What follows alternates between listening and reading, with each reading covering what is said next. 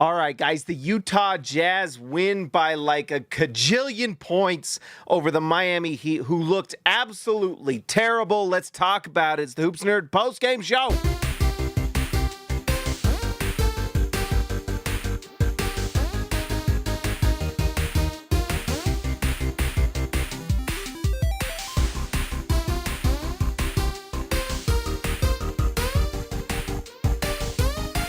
All right, guys, so it wasn't a great night for the tank, but it was certainly a lot of fun.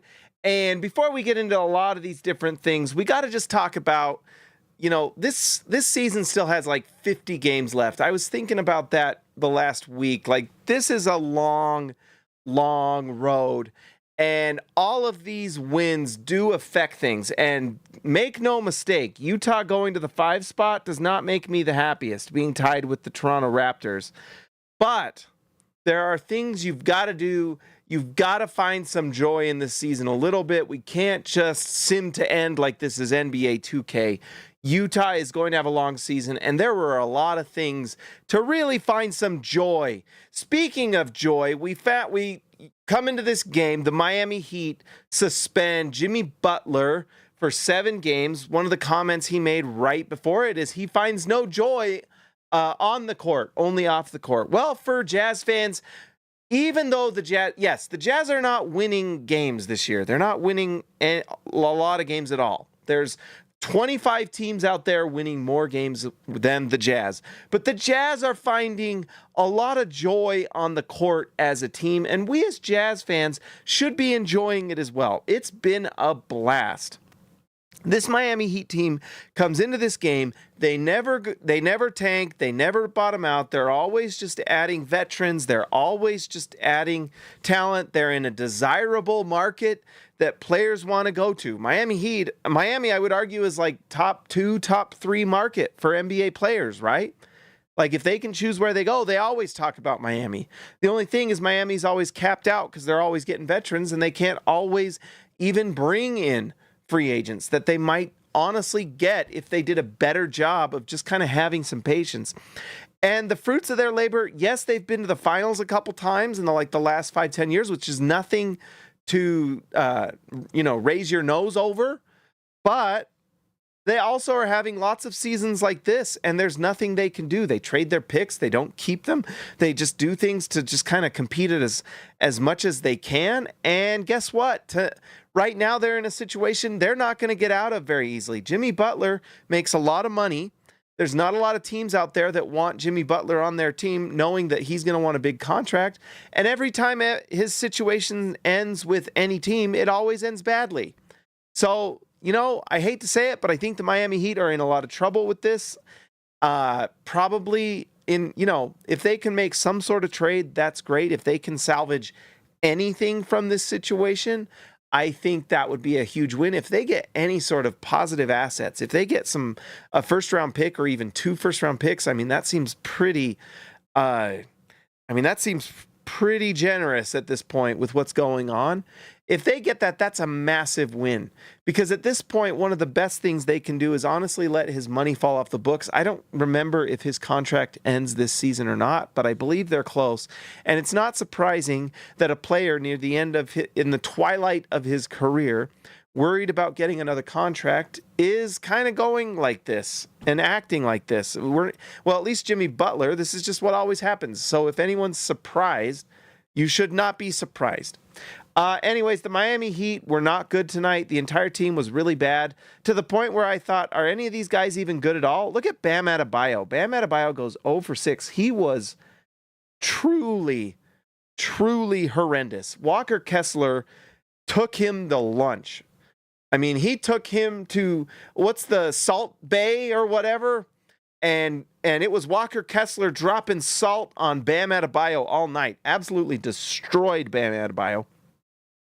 And there's some things that Bam Adebayo does well, but they have a lot of players that are just underwhelming. The Terry Rozier trade just never really worked out. Look at that, 0 for 5. They were truly horrible from 3, 25%. Just terrible. And Jovic had a few shots at the beginning. That's where this 3 for 5, but he just did not play very well. That's where the minus 20 comes in. And Tyler Hero, who's having a great season for them, 1 for 8 from 3. He was just not good. So, I mean, I guess 15 points, but to his standards and to the season he was having, it was not good. It was not good. So, anyways. Oh, I forgot to exit out of the one thing. I hope we're all good. By the way, guys, before we talk about the Jazz, my internet's been dropping. So if there's a weird drop or something like that, it's because my internet. I'm going to fix it. I think I need a new router. I'm not 100% sure. So anyways, that's the Heat. Sorry, I usually try to be positive. There's not a lot to be positive about with the Heat right now. But I tell you what, and I know it was a loss. I know it was a loss, or I know it was a win. A win is a loss this year. Okay? We're in bizarro world. A win is a loss. But, like I said, there are times in your life where you got to celebrate the small little victories. You know? We're all going through hard stuff. We're all going through hard things, right? Stress, trouble, money. You don't know what's going to happen tomorrow. Things are crazy. The McRib probably left recently. Things are rough. But, so what it is that you got to remember, like the old saying is, you got to smell the roses, right? At times, you've got to enjoy the little wins. And so, on nights like tonight, where the Jazz get another big-time blowout win, you know what? It's okay. I think there are some reasons, and I'm going to talk about it tonight, that I think in some ways it doesn't matter. I will say this, though. Utah has to make the Sexton trade like yesterday. It's got to happen. Especially after what we saw tonight. And I did a video yesterday. If you haven't already, please go watch that video. Watch it start to finish. It helps the algorithm. The best thing you can do for the algorithm is watch a video start to finish. That's what helps the algorithm the most. So go watch that video. I explained it there, but we'll talk about it here too. First off, I want to just show you something. Well, I don't know if it lets me sort, but Utah has so many players getting field goal attempts. I was happy that Jordan Clarkson kind of left the game, not because he was injured. I never wish injury on anyone. What I do wish is that the Jazz could trade Jordan Clarkson, although him getting plantar fasciitis, probably not great for his trade value. So for us that are hoping that Jordan Clarkson gets traded, not great. Not great. But, we're seeing some of the same trends that are kind of driving me crazy. John Collins comes back from being healthy. 16 shots. Lauri Markkanen, who, by the way, is making $48 million a year. I looked at that number during the live stream on playback, and it took me a little aback, right? That's a lot of money for Lauri Markkanen. That's a lot. $48 million. Let me just say, there's a reason he's happy in Utah. And I would say that there's probably 48 million reasons why he's happy to be in Utah, right? That's probably why. Okay? So when we talk about players, oh, we want him to be happy in Utah. Oh, he likes Utah. You know what he probably likes? You know what you and me would like? $48 million a year. You know where I would live if they said I would make $48 million a year? I would live in a pineapple under the sea. I would live on a Death Star or the forest moon of Endor. For that amount of money for 4 years to make $48 million a year, something tells me I'd be fine living in the cold winters of Kamchatka in Russia. I would be fine, okay? There is a reason he's fine. $48 million is why he's fine in Utah. Can we just be honest about that and just accept that reality? I have people saying, oh, he loves Utah. No, he loves $48 million. Now, to be fair, he has a family, and I know these players love stability for their families with his kids and his wife. Obviously, we understand that too. That is surely something that really matters. But $48 million, I'm guessing, I don't know what the money is in Finland. Maybe they're Finnish silvers or whatever, or euros or whatever they got over there. I bet that's a lot of Finnish coin, as whatever they say over there in Finland. So just wanted to say that. when you look at that $48 million number, it's a little like, whoa, okay. That's a lot. That's a lot. John Collins, okay, I mentioned this before, but look at this. John Collins took 16 shots, and I love John Collins, but this is 16 shots that could have gone to our guy Sensabaugh. And we're seeing that guys like Sensabaugh can do some really nice things, and we watched that tonight. And it certainly would be fun to be putting these shots on these giving them to these different young players. Now, one of the things that sucks a lot is these are 16 shots that would have gone to Taylor Hendricks. Although that would have been tough because John Collins is still on the team. But that is a bummer, and this is kind of the byproduct of that injury. Understood. It is what it is. I would like those shots to be going to the young players. If anyone did not watch the game tonight, I recommend you go to your SEG Plus account and you go watch this one. One of the things I loved about this, and let's talk about Keonte George, who had a fine night. His defense is not all that great, but guess what? Keonte George is doing nice things passing the ball. He's averaging 5+ assists per game. That is no small amount. But my favorite thing that Keonte George did was absolutely screaming at the top of his lungs as Brice Sensabaugh started cooking in the fourth quarter, scoring 20 points. In the fourth quarter, he could not miss. Well, he missed a 1 or 2, but he was absolutely killing it. And there was joy on the court for the Utah Jazz. A huge dichotomy, a massive contrast to what we saw from the Miami Heat tonight, where there was no joy on the court. There was sadness. For the Jazz, there was happiness. And you can absolutely credit that to this young team together, learning, growing, equal opportunity. If you succeed, you get minutes. It is a meritocracy. And that is my favorite part of what Will Hardy does, is this Jazz team is a meritocracy. 100%. For those who don't know, you can Google it right now on your phones or your computers or whatever. But more or less, it is a system where those who succeed and excel are rewarded, right?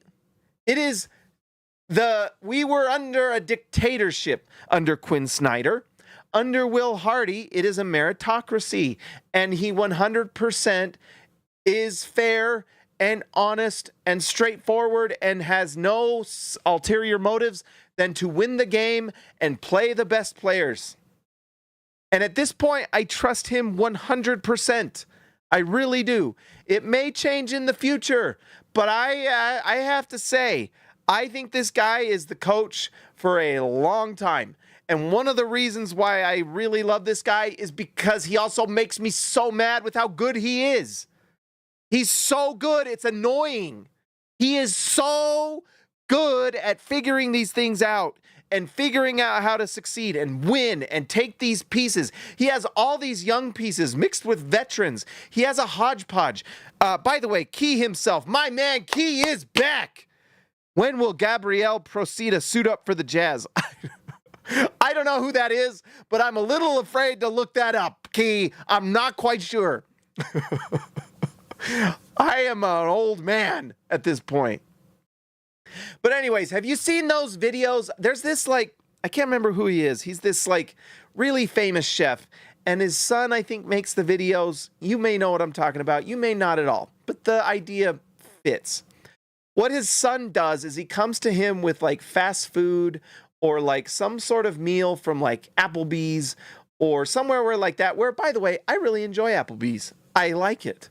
But he'll take a fast food burger or something, and he takes it to his dad, and he says, "Hey, Dad, make this gourmet." And his dad is this 5-star Michelin chef, and he'll take it, and he'll bring in some sauce, and he'll add, and he'll create some sort of thing, and he'll dice up the chicken or whatever it is, and he'll do something to it, or he'll take the steak, and he'll make something out of it, and he creates a 5-star Michelin meal. In a lot of ways, that's what Will Hardy is doing. He is getting all these different pieces, veterans like John Collins and Colin Sexton, and young players like second-year players like Keonte George and Walker Kessler and Sensabaugh, and then rookies like Filipowski and Cody Williams, who's not playing a lot right now, but he's had some moments even recently. And he makes this team into something that makes sense. I don't know how it makes sense, but it does. And we talked about it on the live stream on the playback.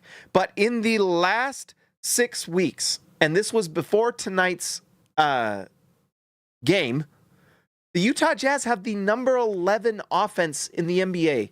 This Utah Jazz team, with Markkanen not shooting the three extremely well, with Keonte George running the point guard, with John Collins missing a lot of those games, Walker Kessler, it's the number 11 offense in the NBA.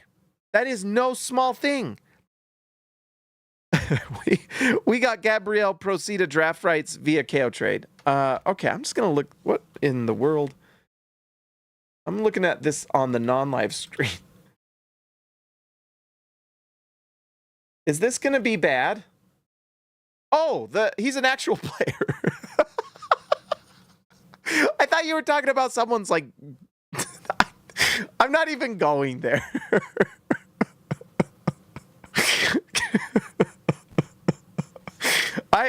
That's amazing.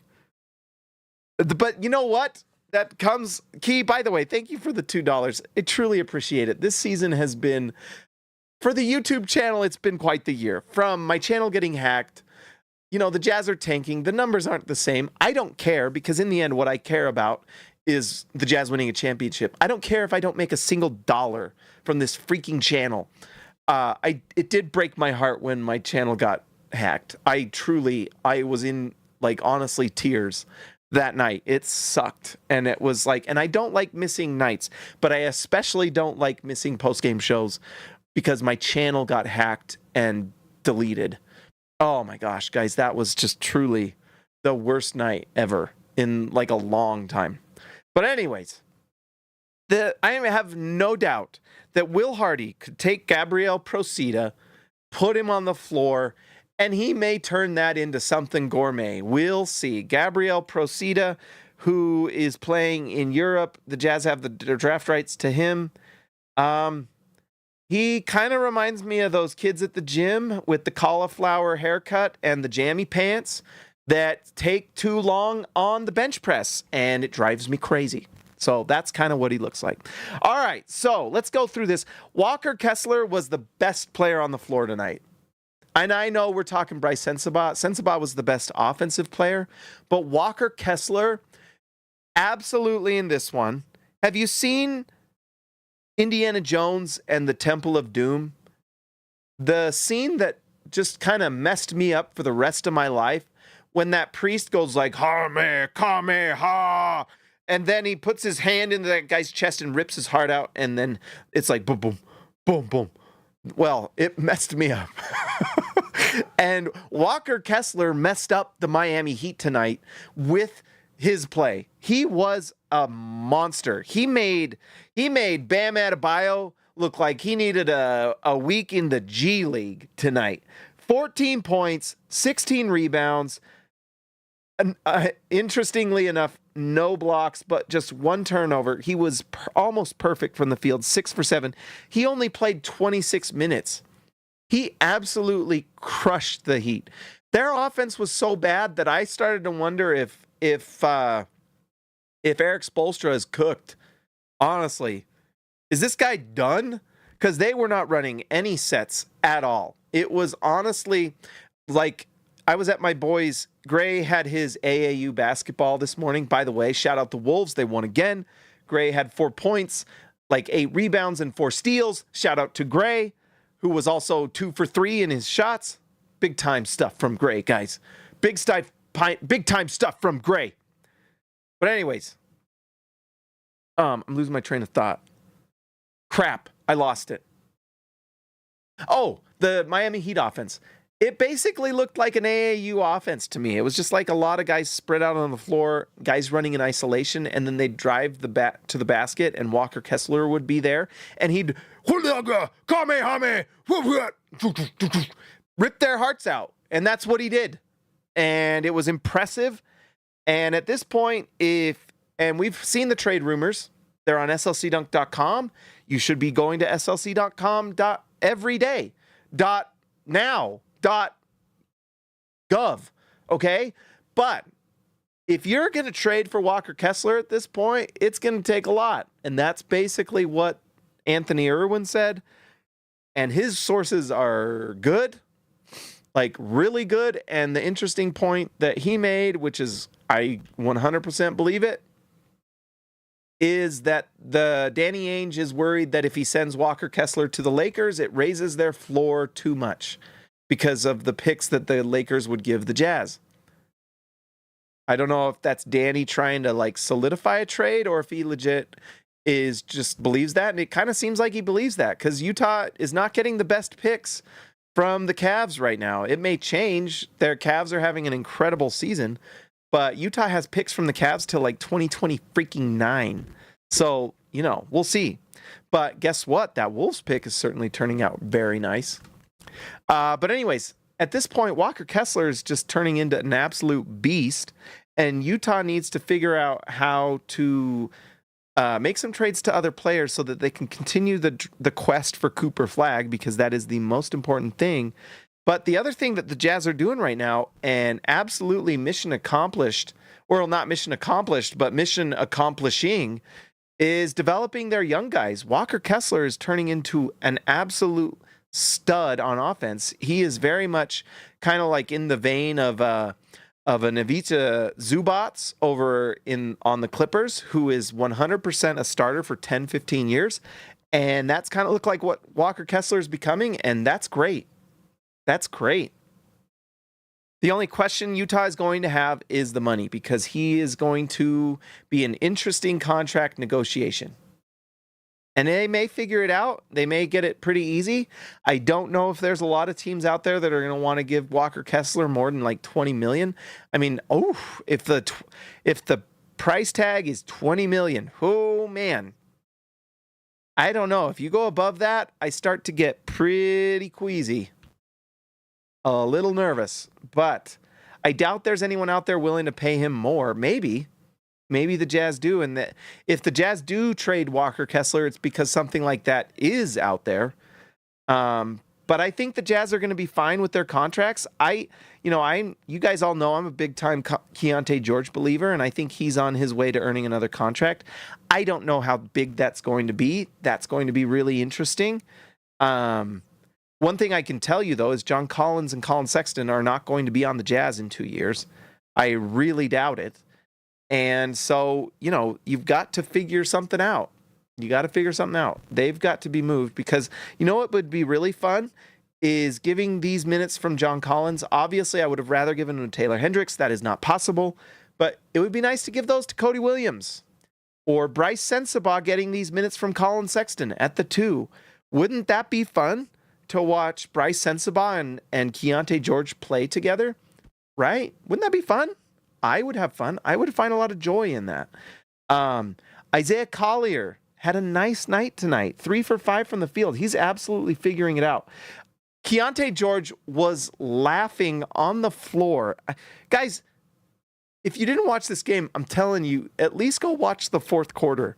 Keonte George, you could hear him through the mic because the Miami Heat fans are so pathetic. Sorry if you're a Miami Heat fan watching this. I'm sorry. If you're watching this, you're one of the good Miami Heat fans. But some of these Miami Heat fans are so bad, and that arena is so quiet.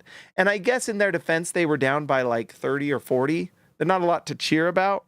But you could hear Keonte George laughing on the court as Isaiah Collier stole the ball from the Heat and went all the way and made the shot. And there was one point he laughed as Isaiah Collier drove to the basket and knocked this Miami Instagram fitness influencer into the stands. I didn't even know who he was.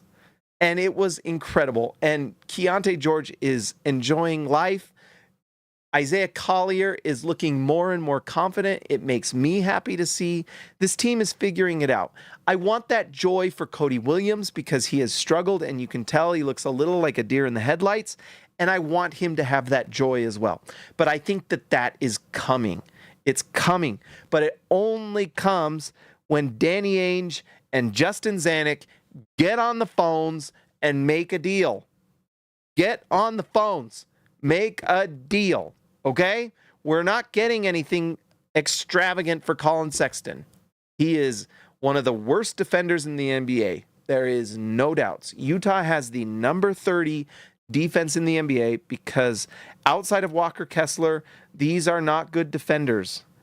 But Colin Sexton is literally ranked on D. LeBron as the worst defender in the NBA.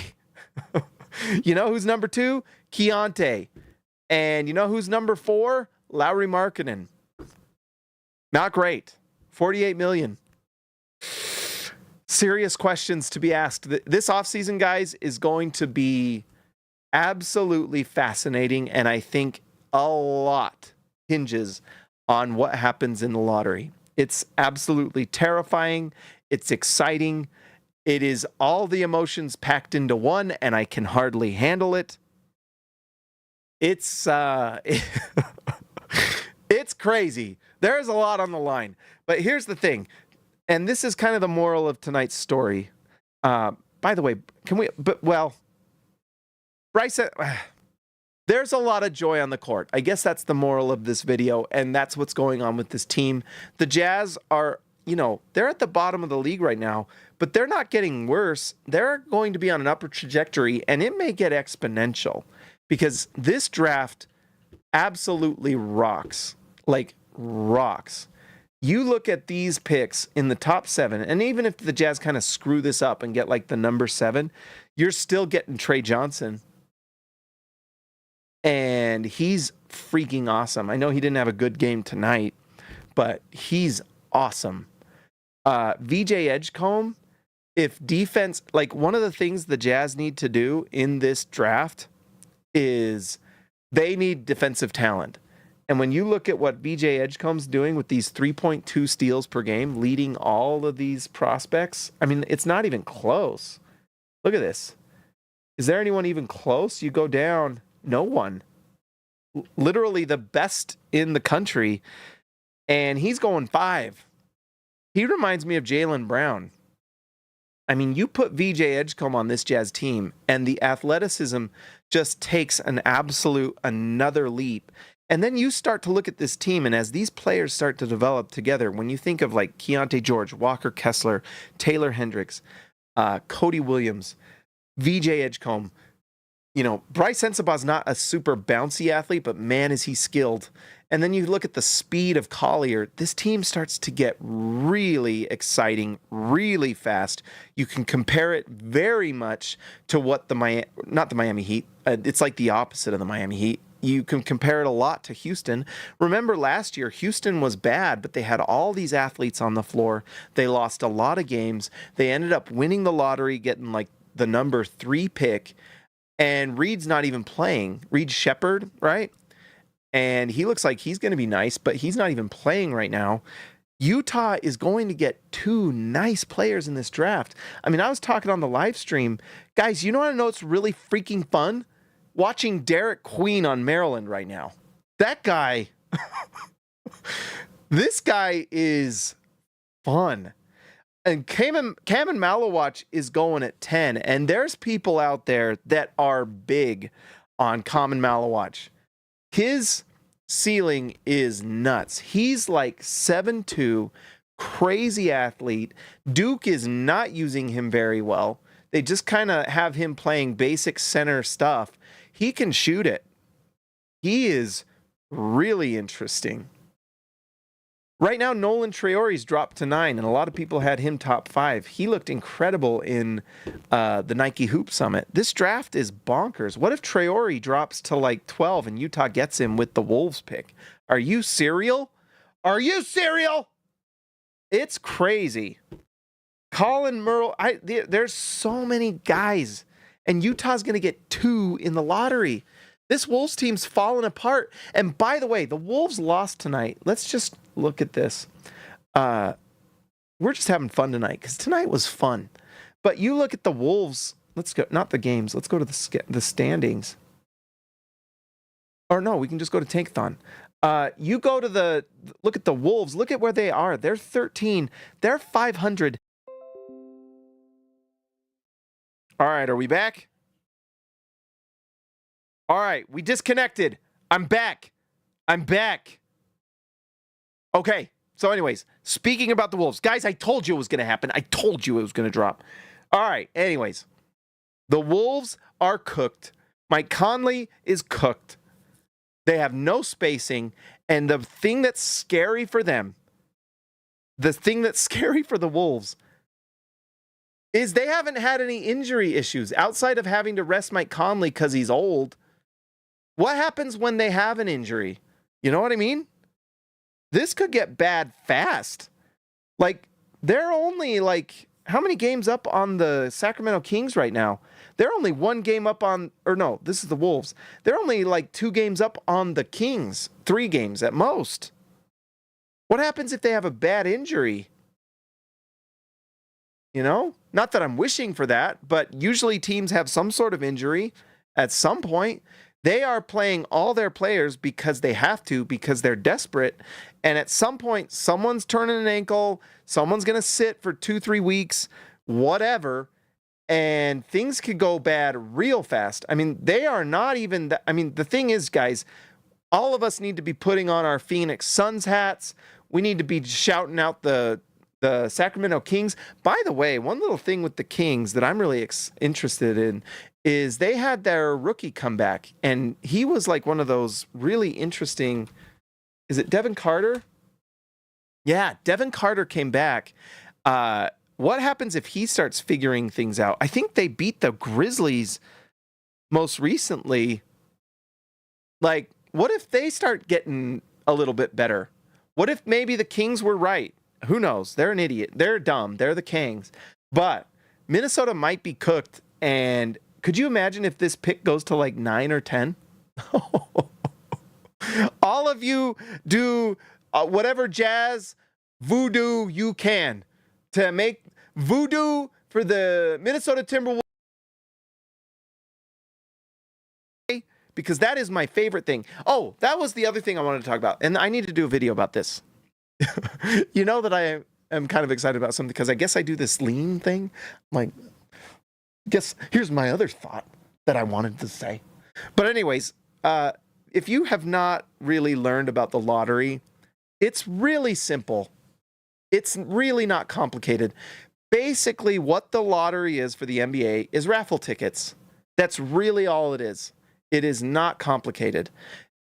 The top 3 teams get like, I think it's 150 each. So if the lottery was today, New Orleans, Washington, and Charlotte would all get 150 raffle tickets, basically, is how it works.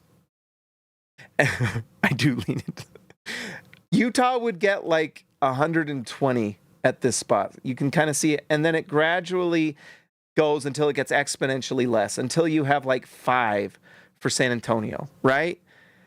But what's exciting for Utah is that each time Minnesota jumps, it gives them more raffle tickets. It's just more chances. So how it works is they have like 999 4-digit combinations, right? And then they have this big glass ball and they just roll it. They pull out and all it has is like 9 digits in there. I can't remember if it's 9 or 10, if one of them is like the number 0, or I can't remember. But basically all it is it's like 10 ping pong balls. They roll it, they pull one out, and it's like number 4. And then I think they either put it back in or they lay it out. I think they put it back in, to be honest, because I think you can have digits like, or maybe not. I can't remember. But how it works is they just pull out 4 balls. And then if you have on your raffle ticket that number, so if it's like 4529, if that's your raffle ticket, you won the pick. That's how it works. It's not complicated. And so the more raffle tickets you can get. It's why Utah needs to just get into this top 3, because you get those 150 raffle tickets. And it's basically like the fair. Isn't that crazy? It's kind of like the fair. And then each time Minnesota goes up, we get more raffle tickets. The thing that you always wanted to do as a kid, where you wanted to win the big grand stuffed animal prize, Utah has that chance. Each time Utah loses, we get more raffle tickets. It's incredible. And that's what's going on. It's really great. Now, Utah needs to trade Colin Sexton yesterday. They need to trade John Collins if they can. And they need to trade everyone. No, but they need to trade those guys and Jordan Clarkson, those 3. If they can trade those 3 guys, I think that's good enough. I think that's good enough to get a bottom 3 record. Let Cody Williams play, and it'll go bad in a lot of ways, but it'll also give him development. It's like we've been saying all year long that, yes, it is. They will go through their lumps, and we've watched them go through their lumps. But then nights like tonight happen, and it's extremely fun, and you watch these players succeed, and it's great. And I want to see that for Cody Williams. And I want to get those losses, because you know what's going to be really cool is when Keonte George is in year 3 of his development. By the way, this is a good example. I can't tell you how much it sucks that and let's pull up Walker Kessler too. But you look, there's a trajectory here. It's already happening. You see this. Look at this. 23-24, 13 points. 24-25, 15 points. Go to Basketball Reference. You watch all these players. It is a constant trajectory. And this is why I'm excited, is because the trajectory is there. It's like rising stock. But you look at these, the percentages are getting better. He's going from 33 to 35 from 3. It's reasonable to hope and expect for him to be at 36, 37% next year, right? Because he's getting these minutes now, having these lumps now.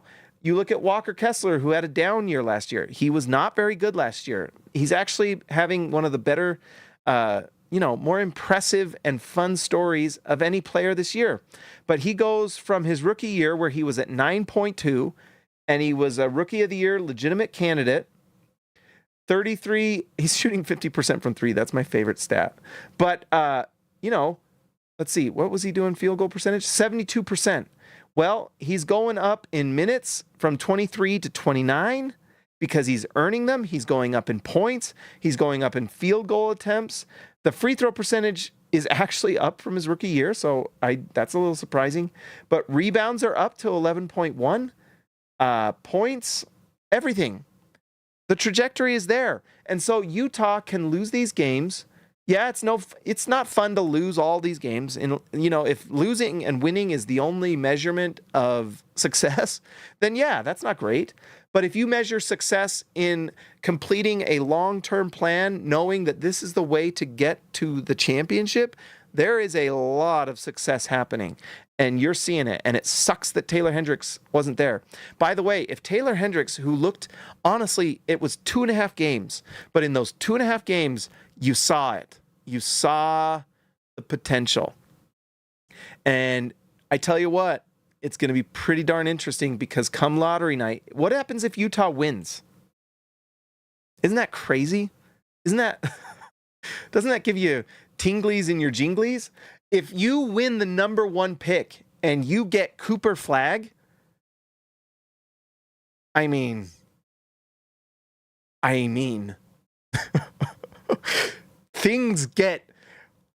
stuff gets real fast. Crazy, real quick. And I tell you what, the way Dylan Harper is playing, if you put him on this Jazz team and you have a rolling big like Walker Kessler and you have Dylan Harper, who is looking like he is going to be an absolutely elite pick and roll NBA player. Like, he is going to be good I think he's going to win Rookie of the Year if he gets the minutes. And on a team like the Jazz, he would get the minutes. And I think the Jazz would trade to clear space. But I mean, if you have Keonte George, Dylan Harper, and then I guess Lauri Markkanen at the 3, Taylor Hendricks 4, Kessler 5, and you have him running pick and roll. They're not going to win a huge amount of games to start the year, but my gosh, as the season goes on, they will get better and better and better.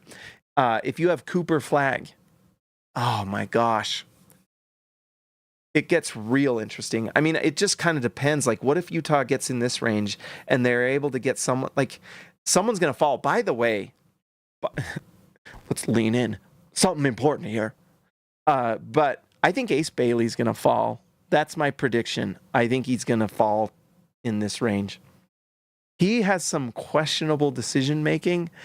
And from what we've seen with Will Hardy and how he's able to coach and how he has the full support of the Jazz front office, which, by the way, I need to make a video about that. That's the motto of my channel. I need to make a video about that. And then I don't eventually make it. I'm trying to. New Year's resolution, video every day. And maybe I'll make one about that. But Utah Jazz have a great front office because Will Hardy has the full support of the front office. Not like the dumb Sacramento Kings who just fire their coach because he told the truth. Mike Brown, it hasn't ended very well for him at a few places, but it's hard to believe with the Sacramento Kings that it was his fault. I don't know. But anyways, Will Hardy has the full support of the front office, and he has been given the absolute free rein to absolutely rip into these players. If you watched rookie season Keonte George, rookie season Walker Kessler, and the way that Will Hardy would rip into them to the point where I was feeling a little uncomfortable, like, holy crap. And then to see how it's just kind of an incredible life lesson that if there is accountability expected, but you are also rewarded for when you do the right thing and play well and you're doing great. It looks like that certainly is a gateway to joy on the court. Keonte George was absolutely ecstatic tonight. Walker Kessler has turned it around. He was in his head last year. USA basketball was bad for him. Steve Kerr messed him up, and he's figured it out. He's got his mojo back, and they have joy on the court. And what I'm saying here is, let's say Ace Bailey falls. Let's say someone's like, you know what? We want BJ Edgecombe because we love the athleticism and the defense, and we don't like the decision-making that Ace Bailey is making right now at Rutgers because it's not very good. It's not. I think someone like Will Hardy can take a 6'9", 6'10", wing in Ace Bailey, who's showing incredible shot-making ability from the mid-range, but he's making bad decisions with his passing and bad decisions on when he takes the shot. I think someone like Will Hardy can turn him into a stud, an absolute stud. So this is exciting stuff. It is extremely promising how the Jazz are running right now. Now, it's the NBA. Things can change on a dime, but for now, it's going really well. And I think when the Jazz bring in not only a top 5 pick, but possibly a top 10 pick as well. I mean, are you serial? My favorite outcome is the Wolves pick jumping. That would be absolutely incredible. Incredible. Could you imagine? What if Ace Bailey falls to them at 10? What if he's the guy that everyone's just terrified of? Kind of like what happened with who went to the Rockets that we all wanted, and he's Cam Whitmore. What if Ace Bailey is this year's Cam Whitmore? I don't know. Maybe. Guys, that was a lot of fun. Let's bring the music in. Thanks everyone for joining tonight. It's been a lot of fun. Let's go get the music. Let's see here. While I do that, guys, I've been trying to update my background. What do you think? My daughter got me that poster, and I was like, you know what? I'm putting it up. And my daughter painted my other. Was it Dessa? That picture includes spoilers, so don't look at that picture. It's spoilers for Project Hail Mary. The movie comes out next month. Don't look. Don't you dare look. Anyways, let's see. So we got to do our lottery thing. By the way, Project Hail Mary, if you have not listened to that book on tape, it is the best. It is my favorite book on tape my whole life. It is incredible. It is an incredible book on tape. Truly one of the best out there. If you need a book, Go listen to it. It's phenomenal. All right. All right, let's see here. Here is the lottery. We can do it from here. Utah has access to the 5, and they get the Wolves pick if it's wherever, because it's unprotected. So let's see if the lottery was today, what would happen? Oh my gosh. Oh my gosh. Utah gets a top 3 pick. They get access to the 6'10" athletic shot-making wing in Ace Bailey, potential defensive stud as well. Utah wins the lottery, and they keep the 13 pick, which gives them Jeremy Fears, who is a point guard out of Oklahoma. I think Utah's probably going to go for another player that can spread. I don't think they want another point guard, to be honest, but maybe. That's incredible. Number 3. That makes me so happy. They could pick Yegor Demin if they want to, by the way, and they very well might. All is good in the world. The Jazz young players are playing extremely well. The Jazz are on their way to a top 3 pick. I can feel it in my bones. It's going to be amazing. Ace Bailey, you are now a cornerstone piece of the Utah Jazz. All right, let's see here. I got to update this because who knows? Did we get any new All-Stars tonight? I don't know. But if you guys would like to support the channel, you can join. And if you become an All-Star, you get the nickname, you get the producer credit, and you become a part of the show. Or if you just want to be a part of the chat, you can just join and become a rookie. All right, sorry, this is taking me a second. I got to pull this up. Let's see. All right, let's give a shout out to Ryan Edward Perry, the legend, Baby Elliott Madsen, see ya, Alexa later, Christian House Money to Haas, the Outlaw Jesse James Nelson, Jordan the Goat Best Roll, Austin R. Grant Editor Extraordinaire, KG10 to TH5, and Patrick Akubo, the Connoisseur. Happy birthday, Lexa later, once again. Happy birthday to the man, the myth, the legend. All right, guys, like I said, like the video, subscribe to the channel. Make sure you go watch my last video explaining some things. I'm going to do a video tomorrow if I can. That's the goal. I will talk to you next time.